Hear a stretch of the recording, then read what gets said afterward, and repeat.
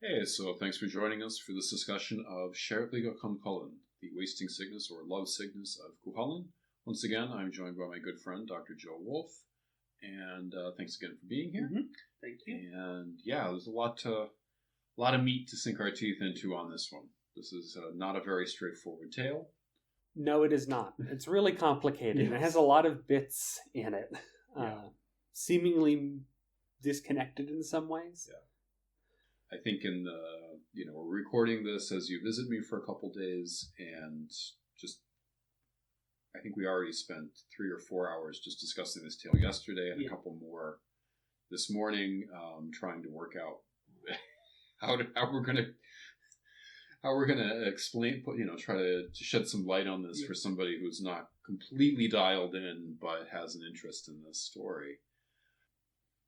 I mentioned it in the plot synopsis that precedes this, our discussion, but part of the difficulty is that we have two versions that are not found in separate manuscripts. They're two versions that have been compiled and knit together, and not stacked one on top of the other, but actually knitted into each other. So it's pulling those things apart. Thankfully, there's good scholarship has shown which sections belong to which, and the difference in the linguistic dating makes that fairly straightforward, but it still makes the tale very complicated. Within this text, we see a lot of interesting, sociological features of early Irish society. That's what I think makes it most compelling to people outside of strictly the study of literature. We have presentations of assembly and seemingly its function within society. We have within the text an interesting depiction of this bull feast, this bull vision. Halloween appears once again more, the Samhain holiday as a marked time. But also, curiously buried within the middle of it is Culainn's advice for a king, fitting in with this larger Tegasca Rig genre, this advice for kings, that seems to predominate a lot of, in fact, even the earliest writing we have in Irish in Ireland, notably Audacht Morin being a text that mirrors this, even in content, some of the lines seemingly one for one from each other. Yeah. I'll just explain a little bit, because for the plot summary, as I said, as I told the viewer, the listener, I omitted that section because it's not normally, as part of the summarizing the narrative, because it doesn't directly interact with the narrative, and that includes the bull feast. So, do you want to break down so basically we have in the middle of Culainn's wasting illness, we have the first time he sends Loic to the other world, and then all of a sudden we're back with him sick, and he has his foster sons gathered around him, and they're seeking basically advice or company, and it seems to be this ritual act. If we look at some of the other advice texts, the structure it takes is between an elder, wizened individual, sometimes on their deathbed, giving advice to the younger king, either about to move into rulership or maybe envisioning what their future rulership may be. And they're often presented as a poetic text, which is what we see here. We see this it's kind of a list of prescriptions. A good king does not wantonly kill. A good king is someone who provides sage advice. A good king, it's probably worth listing off some of these. A good king does not contradict talkatively. A good king does not talk noisily. A good king does not jest. And what's really interesting about all this is Culainn, aside from in Mesca Olive, is not a king. Not only not a king, but not a wise old man. He famously dies very young. Yeah, and then, there's the whole issue of the reason he's even giving this advice to his foster son, Lugith Rodierig, Lugith of the Red Stripes, is because Lugith has been called to become king of Tara, the king of all Ireland, at least in legend. But could you tell a little bit more about how he is selected as king in this story? Right. So in this particular, so this involves the bull feast bit, where there's this seeming tradition. We'll get into how authentic this may or may not be, but the process seems to go that when Ireland is in need of a king, and really the way it's depicted here is the Hill of Tara, representing the unity of Ireland, is not fit to be without a king. An assembly is gathered. All the kings come. They gather around and they hold a feast over. It's described in the translation, at least, as a bull communion. This is the unpublished Brendan O'Hare translations. Brendan O'Hare, an Irish scholar who died tragically young in, I believe, 91. He was a professor at UC Berkeley, where I studied, so I have access to these translations, which were otherwise unpublished. I actually mislaid my copy of Gance's Early Irish Sagas and Myths, so to get this in order, I used this. But that's also some of the peculiarities of the translation we're using here. Just to be clear to the listener, that you're not going to see this in the Gance translation. This is not how he does it. This is to be fair, yeah. But this bull feast, it centers around taking a bull and slaughtering it, and a single person consumes it until they are full, until they're satisfied.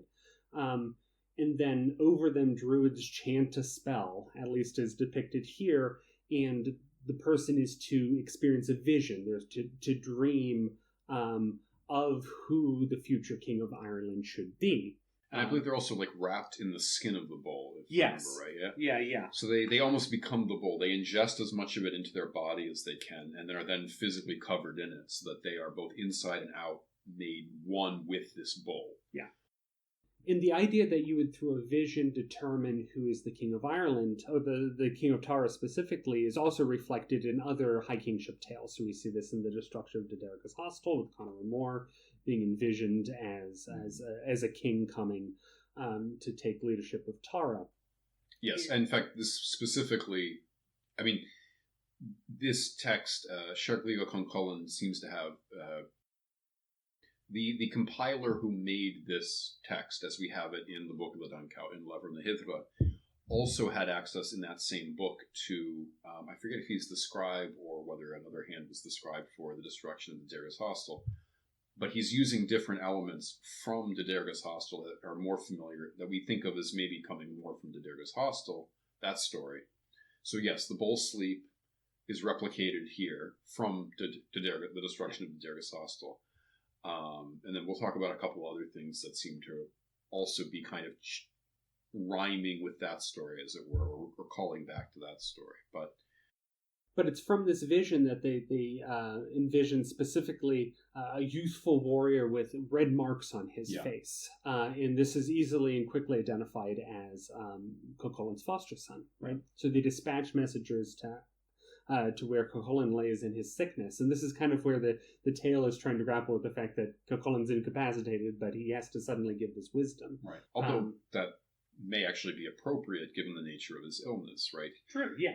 Cuchulainn, not normally a wise, well-considered. All the advice he gives is stuff that Cuchulainn never does. Right. He's not expected to. He's a ferocious warrior. He's not a king who is keep people calm and try to not be too impulsive, but he is in this magical illness that maybe his connection to the other world is such that he's able to access this wisdom and become this is something else we see in a lot of stories, people almost becoming possessed by divine knowledge and speaking it. We see this in the prologue to the law text, the Shana Chasmar. So anyway, that's the whole thing that I didn't get into in the plot summary, but basically this wisdom text, the bull feast, the selection of Lugath, Cuchulainn's foster son.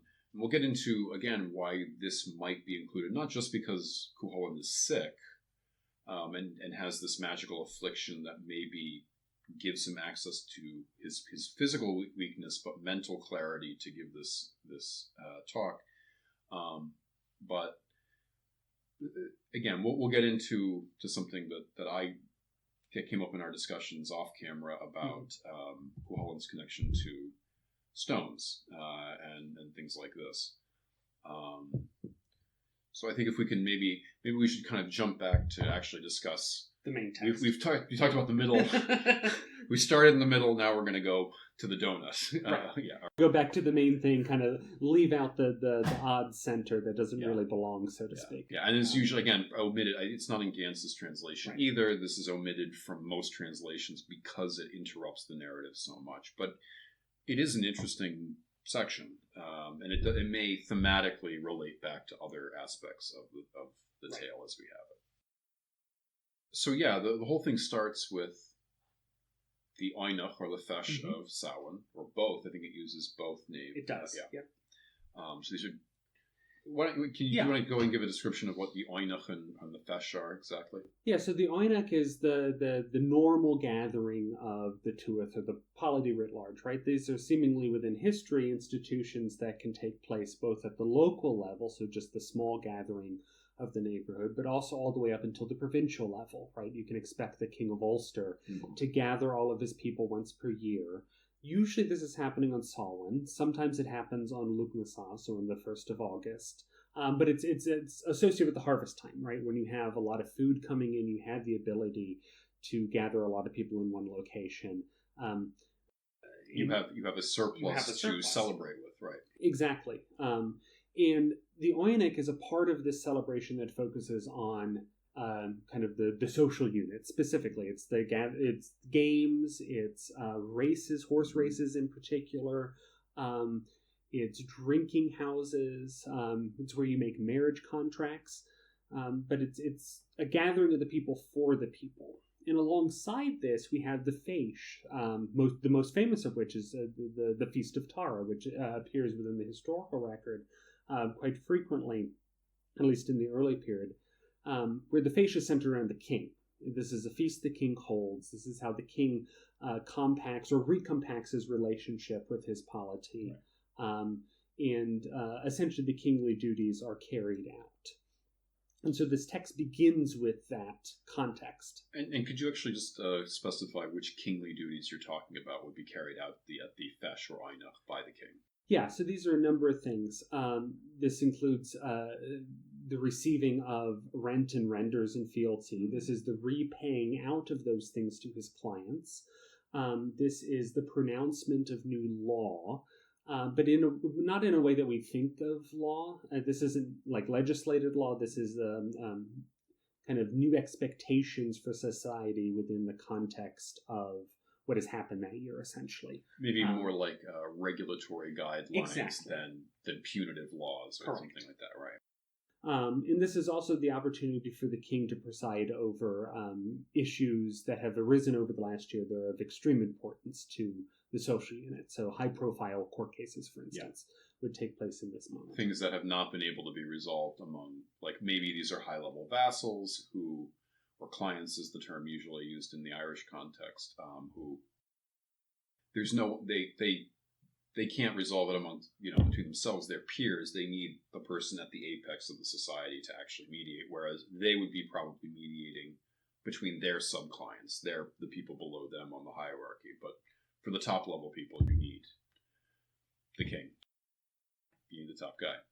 I know it's really unfortunate we don't have any actual, as far as I'm aware, any record of what the court procedure was. We have the layout of when a king would hold these royal courts and dispense judgments on matters, but we know where people stood and the physical layout, but the actual procedure and how the arguments would go forward, we don't know, sadly, especially considering the large body of law that we have for Irish society, but we don't know the execution of it. Because as any lawyer can tell you, well, the law can say one thing, but, and anyone who's been to court can tell you, you think it's straightforward, you're totally good, or you're totally effed, and it turns out, nope, it's more complicated, and you're still, no matter what, the lawyers are getting paid. That we can guarantee. Yeah. I think we can be sure about that in medieval Ireland too.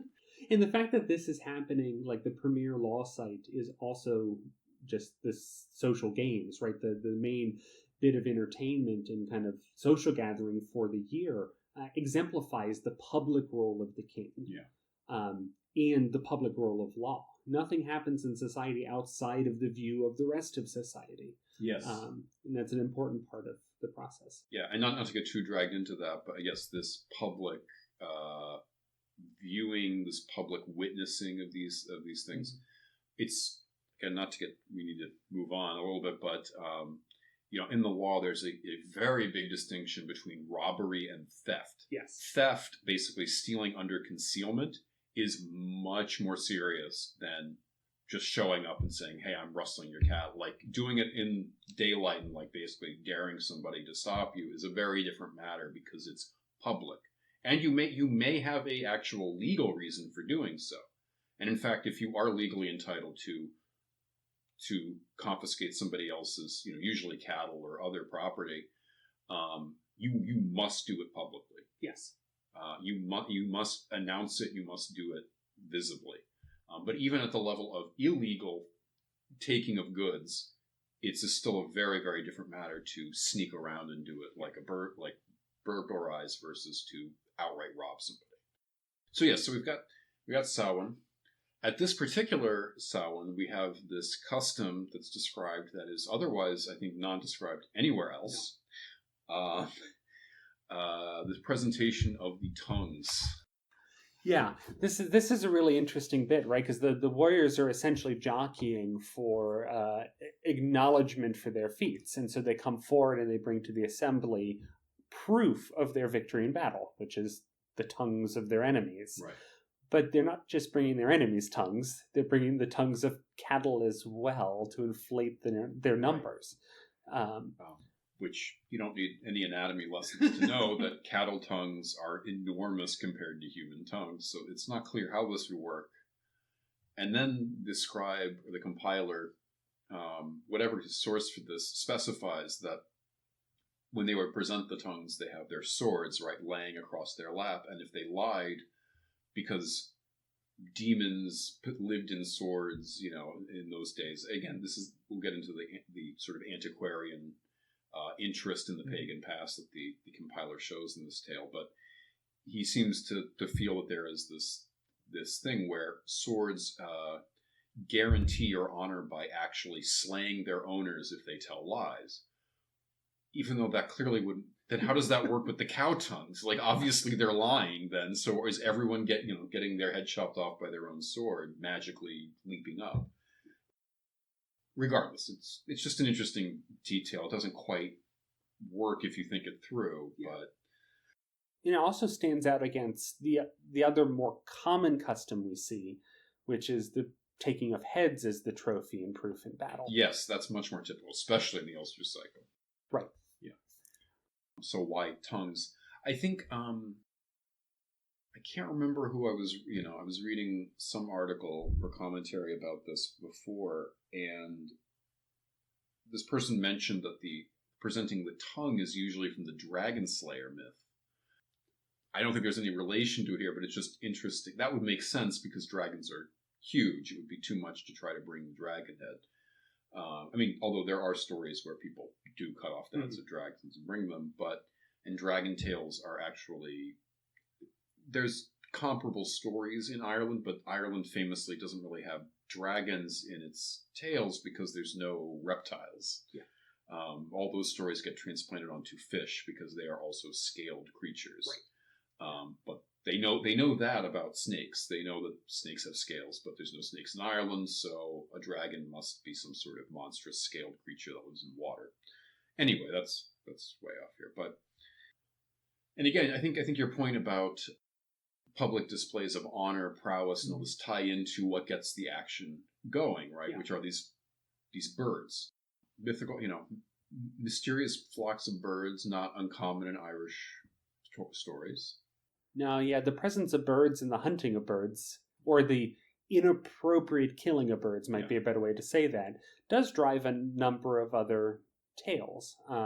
This is notably, again, looking back at Destruction into Derrick's Hostel, one of Conor O'Moore's big taboos, the birds having associations and connections with birds ancestrally. So birds once again appearing within this social public context and then spurring the action, and not just any action fundamentally associated with the other world, resulting in Culain's downfall. Yeah. Or not downfall, but enfeeblement. Right, and the flock of birds before the two birds connected by a red chain, which we have no red chain, but we do have two birds. That was one of the artwork hanging in the apartment I'm renting right now, so I thought I'd include it in our discussions. The first flock that provides enough for every woman to have one on each shoulder, except for Culain's wife, either Edna or Ever, depending on which version has been assembled together, but usually known as Ever in the Ulster cycle. That's fine. That seems to go okay. There's nothing inherently magical about these birds. They just alighted on the lake during the festival, and Culain's able to hunt them. Okay. But when the other two birds show up, anytime in an Irish story you have two birds with a chain of red gold between them, it's not a hugely common device, but every time it happens, these are important magical birds that you should not harm. That is very clear. Ever, his wife, right? I mean, again, we'll develop this theme as we go too, but Ever really just perfect wife in a perfect partner in this whole story. She's not mad that she doesn't get the birds. She's, even though Culainn expects her to be. Culainn, she tells him, no, you've done me the honor, because everybody is, again, part of the ritual gift giving of these types of reciprocal gift giving, common to these things. But if you're not able to reciprocate the gift giving, you're kind of indentured, or you owe something to the person doing it. So everyone is sort of under an obligation to Eivor, which she could, and she's not a greedy character ever, but she could cash it in at some point. She has a social favor with almost everybody at this point. So she's happy. And then she warns him, similar to when she warns Culainn, not that, this is your son that's approaching other story.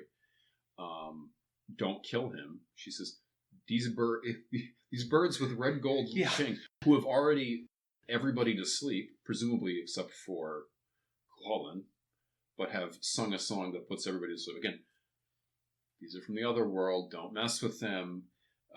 Just like in modern stories about the Shiogi, the narrative descendants of the Tuatha Dé Danann, you don't want to get involved. Don't hurt them. Just try to be friendly, but do not in any way get involved with them. And he has another, a chance to get off the track he's on when he can't hit them with sling stones, which it says that the tale specifically says he has never missed until this date, and he is, cursing himself, what's wrong with me, and then uses a javelin that wounds one of them. And when we were talking earlier, you had an interesting point about how it actually doesn't make sense that he normally hunts them with sling stones. No, it doesn't. And this is the interesting bit about Culainn and his hunting in general, is that he seems to embody hunting practices which are on the surface, one, quite difficult to accomplish, and two, not seemingly reflected in the rest of the written tradition. I'm presently right now working through a number of things looking at the law of hunting, for instance, in early Ireland, and in nowhere do you hunt birds with slings. You hunt birds with nets, which on the surface makes sense, right? You set out a net, drive the bird into it, it's much easier to capture them. Yeah. You don't have these depictions of using slings to hunt birds. But Culainn can, and this is part of his heroism and his skill in doing things that other people in society cannot do and have no expectation of doing. Right. I mean, similar to his first hunt when he comes home with... He hasn't killed the birds, he's stunned them and has them sort of tethered like kites almost to his chariot, and he has, deer tied to his chariot who are still alive. He's done... I mean, this is obviously beyond any human ability. Yeah. In this case, the ability to hit them is so far beyond, because they're magical. He's able to do it with the javelin, but of course he pays price. Yes.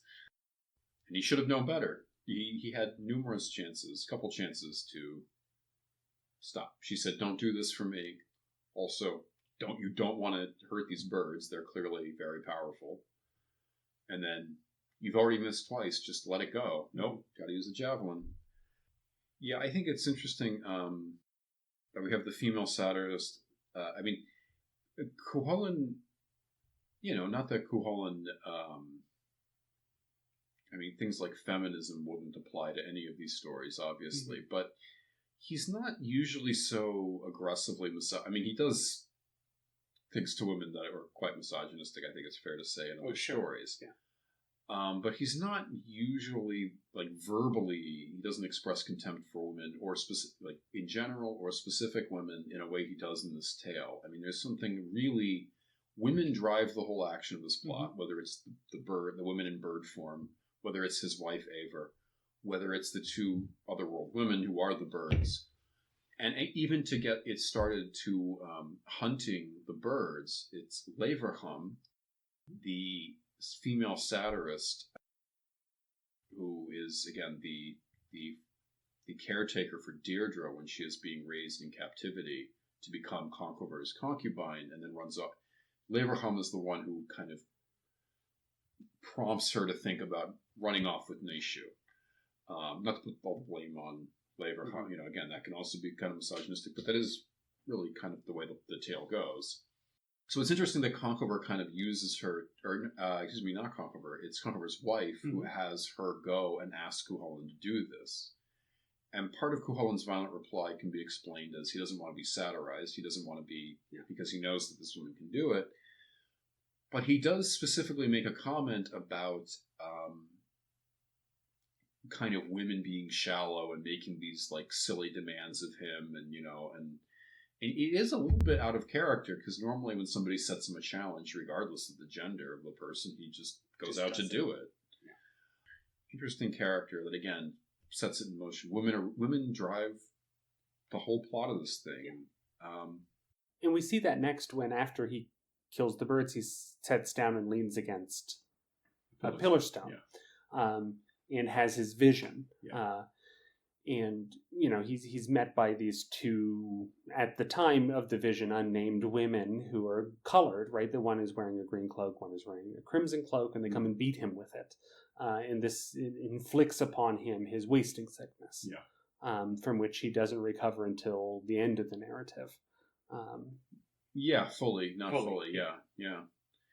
I did want to take a quick note about the three blemishes, right? Oh, yes. This is basically how Leverham shames him, though. She says, like, a third of the women have blinded themselves to be like you, because when you warp spasm, one of your eyes disappears. And a third of them have kind of crooked their neck or something, or it deliberately caused themselves to get a hunch to resemble Conall Cernach, and then a third of them are mute or stammer to resemble Cuscrath, one of the sons of Conchobar. And I think the idea of taking an eye out in dedication or devotion is sort of interesting. I don't know about the other two examples, but we find this in saints' lives. We find it in non-Christian contexts in Northern Europe with, like, Odin, sacrificing an eye for otherworld wisdom. But it's also, again, there's definitely no cross-cultural relation to this. This is a thing that develops, I think, in later first millennium AD, CE in South Asia. There's a similar kind of, like, devotion to God sometimes that involves, like, actually mutilating yourself in similar fashion. And I think it may be, sorry if I'm wrong, it's been a long time since I read the book I'm remembering this from, but that this form of loving devotion, like, and by this bhakti, I think is the term, is often, like, eroticized, right? But also involves these again, not always, but can involve these mutilation elements. And I think it's both practiced in Hinduism and in Shia Islam in the areas. But anyway, just to say that this sounds so bizarre, but that we do have we have Northern European context, Christian and non-Christian, that would kind of give the idea of somebody doing this. And then it's even not so crazy that you find it in very disparate cultural contexts. That's all. So I just wanted to say that. And also within that disfigurement episode, we get a direct comparison. You know, when Laucham is talking about how these women alter their bodies to fit the form of the person that they lust over, Culainn is directly compared to a bird in this case. That's right, yeah. He's called, in the English translation, commonly translated as heron or crane, but the word in Irish being cor, some water bird of some capacity, right? So even setting up what we find in the other tales where killing birds leads to destruction, the individual is even marked in that capacity as having some textual or aesthetic relationship with birds. And so where we normally don't see that with Culainn, it's at least introduced to us right here in this particular portion of the text. So like this mutilation of the body being the thing that is inciting the action that it is undoing, at least fits the general trope of, I'm going to remind you of this connection to a bird. Oh, you're going to see a bird. Don't kill the bird. You kill the bird anyway. Your ruination has begun. Well, I mean, but what's interesting is that although the Serglige, and I guess we can talk a little bit about the etymology, but it's inflicted on him. It seems to be a punishment visited on him by these two otherworld women. One of whom, although it's interesting, when they appear to him in the vision, they don't have neither of them is wounded, or doesn't specify.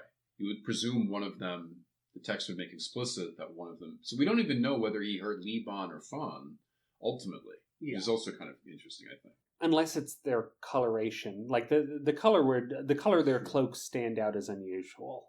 Well, green cloaks are pretty typical for otherworld women, right? But crimson cloaks usually for royalty. Exactly, and we might see that later with Fond, right? In her role as Manonnan's wife, or just a visual demarcation of you're the injured one, right? Color of blood. But also, it's the vision itself doesn't seem to visually connect to how these characters therefore appear later in the text. Right. They are unusual in his vision, and seem to only exist to be weird, to assault him, and to physically inflict this Serglige. Right. And this is something that people have noted, is that because there's the two versions that have been fitted together, the earlier version, the Serglige seems to be a punishment, like more of a wasting sickness, and in the later version that's been fitted in, it's his erotic longing for what he has seen, and so Serglige or Serglige comes from Serg, meaning love, and Lige, lying, like laying down. But it's usually it's a kind of tormented. It's when you're in love with somebody and it's unrequited, and you lose your appetite. You lose. You're anhedonic. You don't enjoy anything. So that's the sort of two where I think, like, translating it as the love sickness or the wasting sickness of Culainn, it's a little ambiguous in why it is, he's experiencing this. Because certainly he doesn't seem to. It's not clear that he's sexually attracted to either of these women after he gets beaten with horsewhips. Right. I mean, that would be an interesting thing to find out about Culainn. It's not shown anywhere else, but I mean, if Culainn likes being beaten with horsewhips by women laughing at him, I mean, that's no judgment here, but like it's definitely not explicit in the text. Let's put it that way. Right. Yeah, and I think I kind of wanted to talk a little bit about where he has the vision, because it's different. It seems to be different in the two versions. In the earlier version, we get reference to this pillar stone, and I think the reason I think part of what's going on is that after he wounds one of the birds, they dive into the lake and disappear into the ground. Right, so they go under Ireland, which is where the Tuatha De Danann, where the other world is usually located in these stories.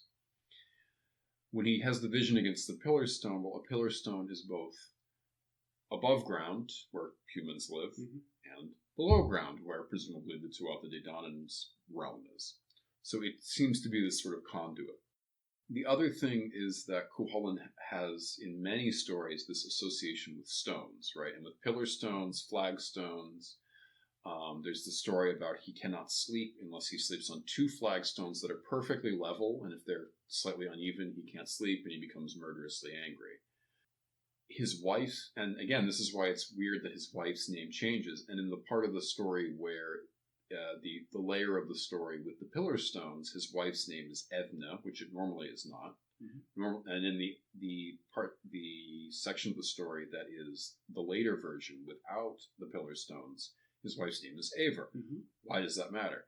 Because Eivor means granite. He is literally married to stone as well, or in a linguistic sense.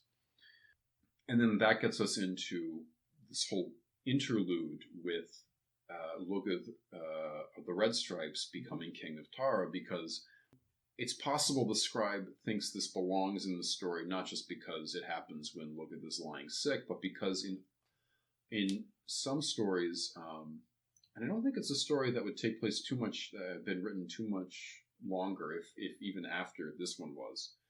Cuchulainn actually breaks the Leofoil, the Stone of Destiny, at the inauguration of Lugedd of the Red Stripes. So there's again another connection with him and stones that is sort of not explicitly but kind of alluded to by the presence of this episode with Lugedd of the Red Stripes. So yeah, it's messy. It's very messy. Again, this text is very messy. It's hard to kind of boil it down because there's all sorts of connections within the text and then outside of the text to other texts that when you know these stories, you can't help but kind of pull on, but it's hard to kind of tie them up into a neat explanation or a clear explanation. All right, so at this point, right, he's sick. He's sick. We have the episode with the advice giving interposed in this. That comes to an end. He's once again on his sick bed. However, he wants information about what's going on in the other world, especially in relation to these women. So he does what on the surface seems unusual at first, because usually Cuchulainn is the one to take action. Yeah. But he turns to his charioteer Log as a proxy. Mm-hmm. And we kind of see this previously when we talked about Meshka Oled, of Log being his view of the other world. And here he is once again acting in that capacity. He's being sent into the other world to scout out the lay of the land, so to speak. Yeah. Because, this is something that's going to keep coming up. Cuchulainn is sort of from the other world, but not raised in it, and does have trouble interacting with it in a way that Loig, his charioteer, does not. And when Eivor, sings a poem to Loig, kind of shaming him and the other heroes of Ulster for not curing her husband's illness, one of the lines is, you son of Rhingover, i.e. Loig, who are accustomed to going into the she-mounds, into the other world bounds, right? So that's a part of his character that's explicitly named in this story, that Loig has a sort of special expertise in scouting the other world coming back. Mm-hmm. And again, it's because each version only has Loig do this once, but it's doubled up. And it's one of the things that's difficult in reading this, to be like, wait, didn't he already do this? It's like, yeah, he did, but it's because the two versions have been fitted together, and so sometimes things are repeated. And this time with a much, much, much fuller, higher level of detail and description of the other world itself.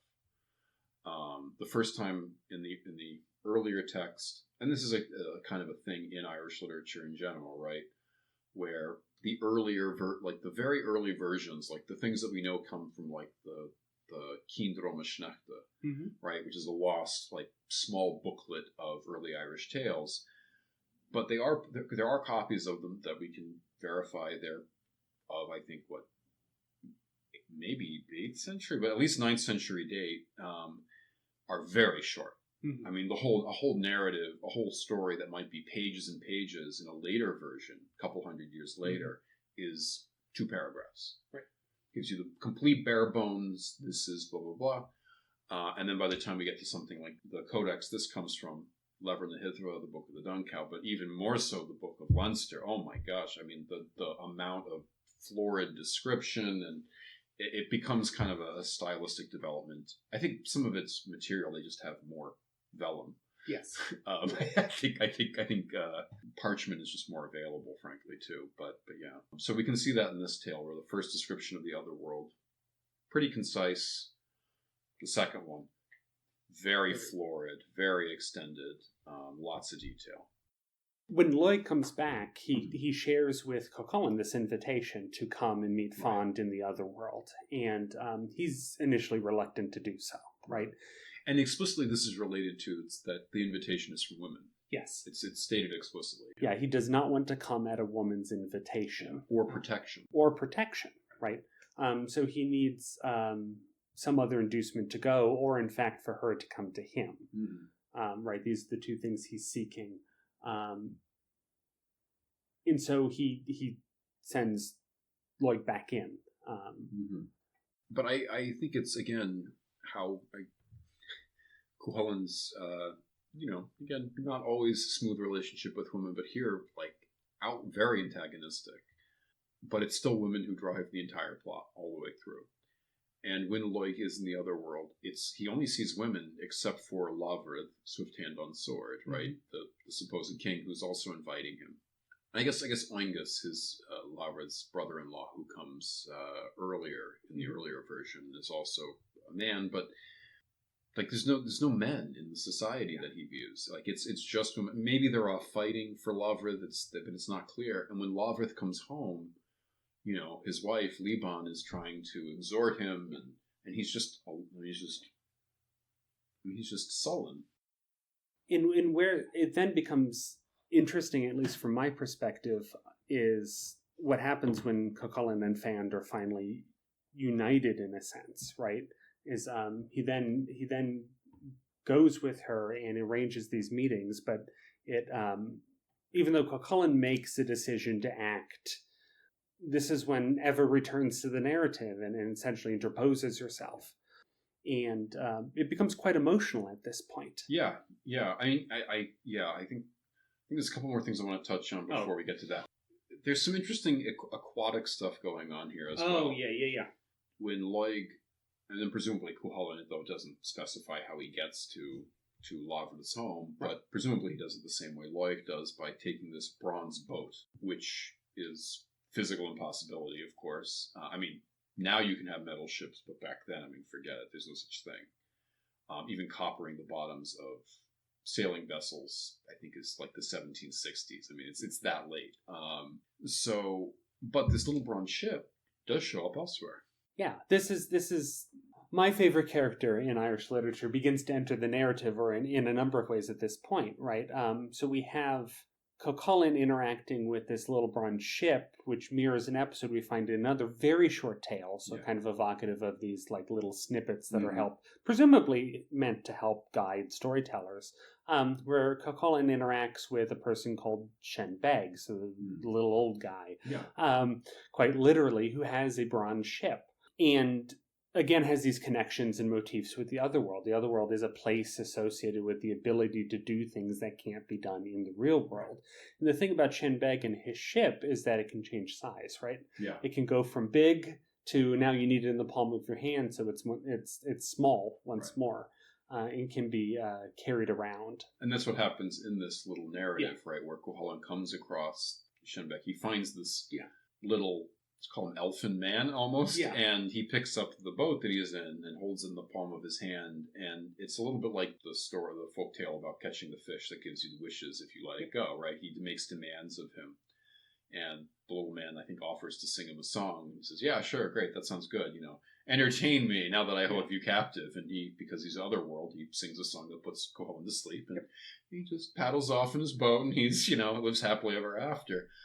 Which again, though, we see that same idea of otherworld figures being able to sing people asleep, and it occurs in many other places. but also while hunting, because Culainn in that tale is fishing. Right, right. Yeah. He's engaged in a way. If you kind of like pull the lens back, it's very similar to the inciting incident here in Serglige, right? Yeah. Hunting, interacting with water in the other world. And I think in our discussion, you were saying that this Shenbek is sometimes explicitly referred to as another name for Manannán mac Lir. Exactly. Yeah. And that's what we see. He's the otherworldly man behind Fand in this text, right? He isn't in the initial portion of the narrative, but as we get towards the end, his role as Fand's spurned former husband, or perhaps even still present husband. Yeah, it's very unclear what the exact nature of the relationship is. It doesn't seem that they've split rancorously, but they're not together in some fashion. Right, which allows her to pursue or engage with this relationship with Culainn. Right. But nonetheless, and he's Manannán's role within early Irish literature is very liminal and seems to be explicitly grounded to his namesake, which is the Isle of Man itself, right? So this is this island that lies off the coast of Ulster. If you basically go due east across the waves, you end up in this island that is inconsistently obscured / unobscured by clouds and fog. Yeah. And the local folklore of the Isle of Man is that this is Manannán's cloak. Right. This mist he can call forth to descend and to shroud this island in mystery.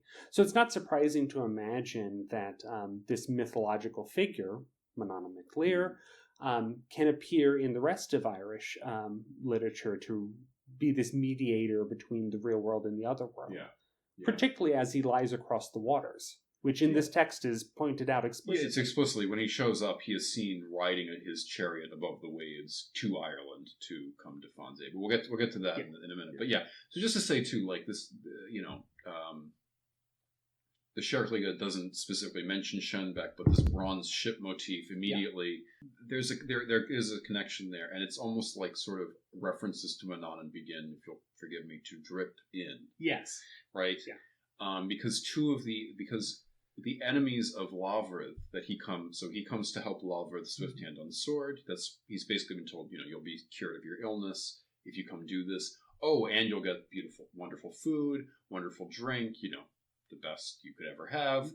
And also Fand, who is gorgeous and all horned up for you. Yeah, like everything you could possibly ask for, and you'll be cured of this illness. So he comes and does it, but one of the people that he fights, Ochid Inver, and Inver so his name is Ochid of the bay, essentially, right? So there's some other aquatic element to the enemies of Lavrid, and because Lavrid's sister is now separated from Manannán, I think there's maybe a bit of a subtext that whatever kind of alliance was between these two otherworld groups has been dissolved because Fand is no longer with Manannán. And Culainn again mediates that. He kills Ochid, he kills this other fellow who's like the old phantom or something like that. It's the old phantom, the old demon, something like this. But there's kind of an indication that there's something aquatic about these enemies as well. So Culainn does his deed. And also another aquatic element, he has to be, from his boyhood deeds, has to be dunked in water to cool down his ardor. So again, we're getting more and more water imagery, water connections. Stays with Fand for a month and a day, however long a month is in this reckoning of the calendar, a while anyway, and then comes back. And then we enter into the final section of the text, and one of the most fully psychologically realized passages in any of this literature, Eivr's only jealousy. Mm-hmm. So Fand comes to visit with Culainn. They've made a tryst. Culainn has a habit of doing this. I mean, it's not the first time he's cheated on ever. It's just never been an issue before, but also maybe it's because there's an implication that he's going to kind of move Fand in with them. Yes. Or she's actually a valid rival to Eivr, whereas the other women, Eivr could kind of look past because they're one-offs, or they're not a threat to my marriage. Wouldn't work for me, but there's plenty of people who have marriages like that. It's not our business in a sense, but until Eivr makes it our business, right? I can't help but notice that Eivr's jealousy here is centered on a woman who is the things that ever can't be, right? Ever can't be someone from the other world. Yeah. Whereas all of her other previous... there's some debate about whether exactly, I guess she is kind of a giant's daughter type figure to some degree, but in any event, yeah, and that's the other women Culainn, engages with can in many ways be seen as lesser than her, right? They're not as perfect of a partner and as perfect of a wife, but Fond potentially can be, right? Because she does have this otherworldly capacity. She can cause sickness and cure it, which Culainn needs. Right. And Eivor actually does cure. I mean, actually give him the strength to get up from his wasting sickness. Again, it's from the later version that's brought in, that's incorporated into this hybrid text. But she is the one who comes and finally. And it's, again, very moving. I mean, she says about how wonderful Culainn is, how strong he is, how she's so proud of him, how, he always, does what he needs to do, so find your strength and get up and do it. And he does. But then runs off to someone else. Exactly. And that's a true pain. And we see that in her response. No, I hate to say it, I can think of, examples of times when a spouse has been dutiful, loyal, and when somebody has had a prolonged illness, and then when the spouse becomes healthy, they go, "Oh, I have a new lease on life. I'm going to go off with somebody else." I mean, that is something that sadly occurs in reality. And like I said, this is so psychologically realized, and I think when you're, as I was a young undergrad reading this text, it couldn't penetrate me because I hadn't been in I was in a relationship, but I wasn't in a relationship that was longer than a year or two at that point. I mean, that relationship lasted longer, but when I was reading this for the first time, the idea of these emotional complications and of having kind of a history with somebody that extends long term and through ups and downs and things like that. When you're older, we won't say how old we are, but we're not undergrads. Well, the issue here is commitment, right? Yeah, exactly. And the pain brought when that commitment is broken. Right. Or I trusted you in this way. I assumed that whatever imperfections you may have, including, sexual infidelity, that you wouldn't, she says, shame me like this. And again, the public aspect of it. Yeah. It's one thing if he's in the other world or he makes a secret tryst with somebody, but this is so out in the open, enough that people know about it. And that again is something that I have seen in reality where somebody is, fairly tolerant of dalliances until it's but I don't want our friends talking about this. Right. That's humiliating. That's where I draw the line. When you put it in my face in that way. And her pleas to him, it's astounding. I mean, you have to, it's one of those things where there's not a lot of indications of women's voice, something that sounds authentically like a woman's voice coming through in these tales. And, not like a man couldn't write something like this, but it does feel very much like a very hurt wife. It's believable when you read it. I mean, it comes across, she loves this man, whether she should or not.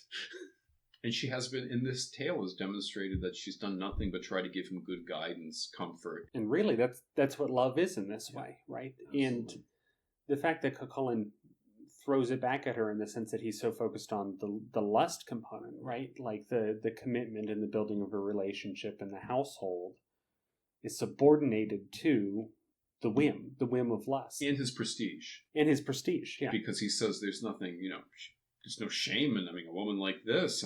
Come on, that only makes me look great, but that's also the exact wrong thing to tell somebody whose status as your wife, even again, if you have extramarital things, but her primacy is firm until he says something like that.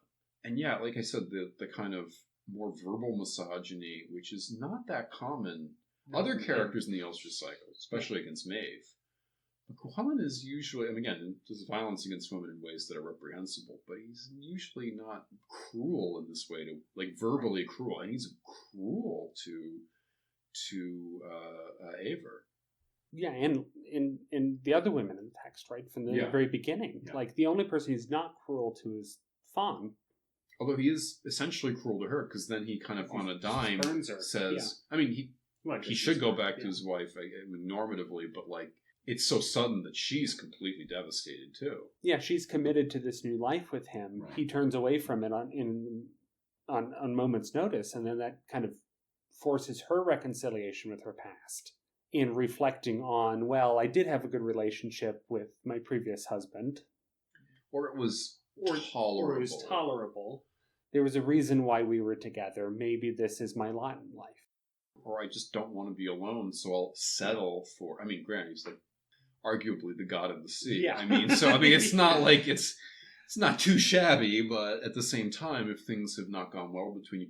But he is also he's also not mad at Fond, which I think is notable. He doesn't say, I'll take you back even though you've been, whoring on me or something like that, which you'd almost kind of expect given the way the story has gone. He actually hears her distress. Her distress is so piercing that he hears it from miles and miles and miles away, essentially, and is at least that emotionally attuned to her in a sense that he comes to comfort her and to bring her back to where she'll be safe.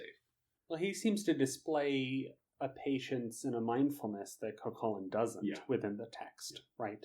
I mean, he is a grounding in the tale from the moment he appears, which is seemingly consistent with his role in other tales as kind of this more elderly, stable... Kind of a Poseidon, like, could be quite wrathful, but also is sort of the king of the oceans, maybe. Yeah. Again, we don't get too much into the mythology, right. but he has... There's some, you can kind of see it. Yeah. Yeah, I think as I wrote in my notes, Culainn is just a complete scrub in this tale. Yeah. In a way, in which other tales where he acts, questionably, but you can kind of at least sort of if you squint, you can justify what he's doing, or from at least from his perspective. This is just really shitty. And it's a tale where I ask myself sometimes, can we see any degree of moralizing elements in some of this literature, right? And in this, it's hard to see what the moral tale might be, despite the fact that it does seem like there are a lot of ill acts and the consequences thereof that follow, right? And so, out of all of this, who walks away from these events happy? I mean, honestly, no one. No. Not from these events, no. But does anyone learn their lesson? How can they if they have to forget it in order to move forward with their lives? Exactly. Right? I mean, I guess Fond has learned don't fall in love with... I mean, Culainn is not exactly human, but with somebody who lives in human society. I mean, I do think maybe there is kind of a... if you have a devoted partner, but you think, but... I mean, and there's plenty of, modern stories about this. You know what I mean? I can think of plenty of, rom-coms where the person that usually the man should be with is not the person who is, high status and beautiful, but the person who genuinely loves him, and he has to learn that lesson in order for there to be a happy resolution. Yeah. So this is a common kind of issue where men can kind of lose their head and in fact, Eivor actually says, people get tired, people don't appreciate what they're used to, right? Essentially, yes. There's a phrase, expression in modern Irish, on the road to Solomon is Intoch, the thing which is rare is beautiful, is wonderful. And that's very much echoing kind of what she's saying here, like, this is the shiny new thing, I'm your devoted wife, what are you going to do? Yeah, like, stop and think about, as she has throughout the story, saying, stop and think about what you're doing. But what I do like is that both of them offer to give up Culainn for the other one. It's almost like they're kind of so disgusted by him, or they're so brought so low, or like they're so just like sad that they're just like, I'll figure out my life without this guy if I have to. And Fond ultimately does have to. Yeah. I mean, he hurts the both of them so deeply. Yeah. In kind of the part of that's also interesting, kind of like learning the lesson of don't take advantage or take for granted the person you're with, illustrates like he learns his lesson, quote unquote. He goes back with his original partner, but the relationship isn't the same. Like you need a magical effect to interpose on their memory, their life, this draught of forgetfulness, which is necessary to calm him down in order for things to return to normal. I mean, if there is a moralizing element, it's you can't go back from these mistakes. Like you literally need the intervention. You need a magical potion in order to restore things to how they were. and Manannan to shake his cloak, right? This divine-like figure needs to step in and say, okay, we're ending this chapter, the curtain's closed. Yeah, there will never be another accidental interaction between these two people, because these two entities, I guess, because it's this disastrous. But then, I mean, it's again, like you said, Culainn needs to have the draft of forgetfulness, but then the text the story makes clear, so does Eivor. Yeah. She's not going to be able to forget, forgive, and move on and see him the same way as she normally does. It's a fun one, the last time I was discussing this with undergraduates and getting them to think about this stuff. This was a question to pose to the group that always got the wheels turning, which is Culainn a good husband? Is Eivor a good wife? And yeah, I mean, pretty much it's impossible not to come to the kind of, but a lot of them, again, because these are heroic stories and you're reading it in the context of other heroic tales, it's unfamiliar to you. You're not thinking in these human elements, but it's really one of the stories that most enables you to, the emotionality of it still feels very current. Yeah. I think we'll wrap it up there. Yep. All right. So that is Serglige con Culainn, Culainn's wasting sickness or love sickness. Thanks again for joining us, and thank you again for Dr. Joe Wolf joining me on these. It's the last one we're recording. Not sure which order you'll see them in, but thanks again, Dr. Wolf.